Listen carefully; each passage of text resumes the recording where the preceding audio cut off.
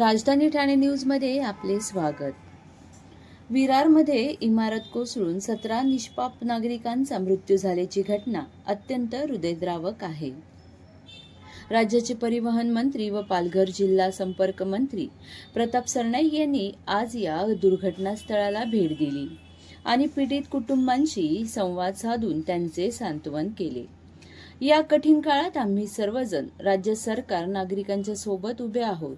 शासन सर्वतोपरी सहकार्य करेल। विरारच्या या दुर्घटनेत ज्यांची घरे गेली आहेत त्यांच्या तात्पुरती राहण्याची सोय बोलिंज म्हाडा प्रकल्प येथील घरांमध्ये करण्याबाबत मंत्री सरनाईक यांनी म्हाडाच्या उपाध्यक्षांना सूचना केल्या। तसेच उपमुख्यमंत्री एकनाथजी शिंदे यांच्याशी सरनाईक यांनी फोनवरून सविस्तर चर्चा केली। बोलिंज म्हाडा प्रकल्पातील 60 घरे लगेच दुर्घटनाग्रस्त नागरिकांना तात्पुरत्या स्वरूपात राहण्यासाठी देण्याचा निर्णय सरनाईक यांनी घेतला।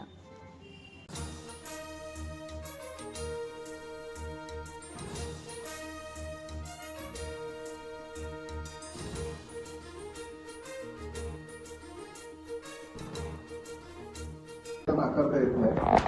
तर क्लस्टर आणि SRA ह्या दोन योजना जसे आपण ठाण्याला राबवत आहेत तशा पद्धतीने राबवाव्या लागतील। आणि दुसरं हे आता काय झालंय की संजय जयस्वालनं माझा फोन ठेवल्यानंतर तुम्ही करा, त्यांनी आता बोलिंजला इकडे म्हाडाच्या काही इमारती रेडी आहेत, तर ते ह्या विस्थापितांच्या कुटुंबियांना तात्पुरत्या स्वरूपात शिफ्ट करण्याकरता आपण त्यांना 60 रूम मागितले, तर ते देतो बोलले, पण तुम्ही पण एक सांगून द्या त्यांना, म्हणजे चावी आजच्याच मिळतील। सांगतो त्यांना आणि यांना आपण क्लस्टर आणि SRA इकडे लागू करून टाकू।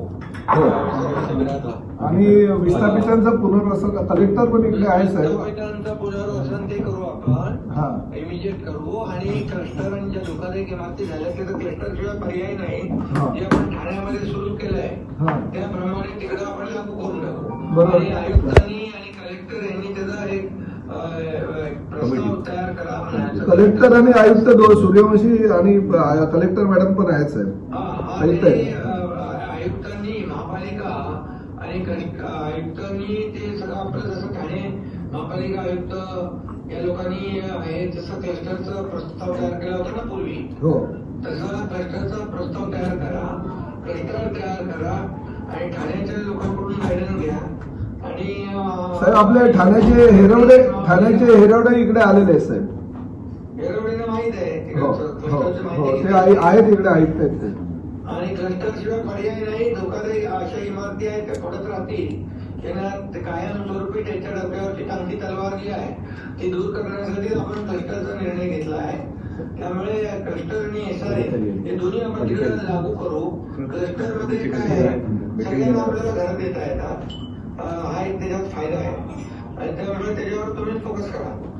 चालेल साहेब, पुढल्या आठवड्यामध्ये फक्त एक तुम्ही बैठक द्या, म्हणजे तो निर्णय या ठिकाणी होऊन जाईल। आणि कलेक्टर म्हणजे यांच्या जागा पण आहेत, म्हणजे विस्थापितांचं पुनर्वसन करण्याकरता मी आता महापालिकेची आर्थिक परिस्थिती नसल्या कारणानं मी त्यांना काय म्हणालो, तुम्ही म्हाडाबरोबर जॉईंट व्हेंचर करा, म्हणजे म्हाडाला म्हाडाची घरं विकायला द्या आणि उर्वरित घरे महापालिकेने घ्यावे, जेणेकरून इकडे पुनर्वसन आपल्याला करता येईल। म्हणजे आपल्या ठाण्याला जसं BSOP किंवा याची योजनेची जशी घरं उपलब्ध आहे MMRDAची, तिथे एकदा क्लस्टरला सुरुवात झाली ना की त्याच्यामध्ये त्यांना फायदा बेनिफिट वगैरे कायम ₹70 त्यांचं जे काही प्रॉब्लेम आहे तो सॉल्व्ह होईल। हो चालेल सर, तर ते एक वेळ द्या साहेब तुम्ही, म्हणजे आम्ही दोघे आता दोन्ही आमदार आहेत, खासदार आहेत। ओके ओके, तुम्हाला काय बोलायचं? अधिकारी चांगले पत्र दिलं साहेबांनी, साहेब बैठक ठेवूया। ओके साहेब, ओके, थँक्यू।